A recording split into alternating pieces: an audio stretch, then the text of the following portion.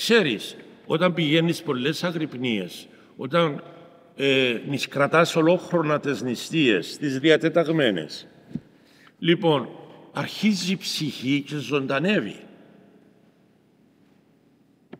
Και αρχίζει η ψυχή και μιλά. Και λέει, μα έχω και εγώ δικαιώματα. Δεν είναι μόνο το σώμα. Το σώμα δικαιούται να τρώει πρωί, μεσημέρι, βράδυ και η ψυχή 4 φορές το χρόνο. Οπότε άρχισε η ίδια η ψυχή να μιλά, να πληροφορεί τους πιστούς, όχι τους ολιγοπίστους, που με το παραμικρό σκάνδαλο γέρνει ο νους του και σκανδαλίζονται. Όχι, οι πραγματικά πιστοί,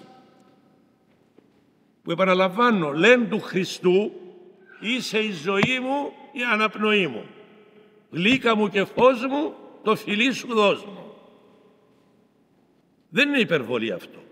Εάν δεν έχει ο χριστιανός αυτήν την ροπή, την ερωτική προς τον Χριστόν, τα άλλα όλα είναι θρησκευτικούρες. Μπορεί ένας μουσουλμάνος να κάνει πιο καλή νηστεία από μένα.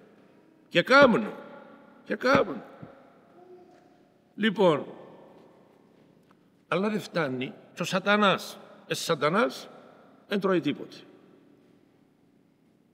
Το ζήτημα δεν είναι να ποθώ την νηστεία. Το ζήτημα είναι να ποθώ τον Χριστόν.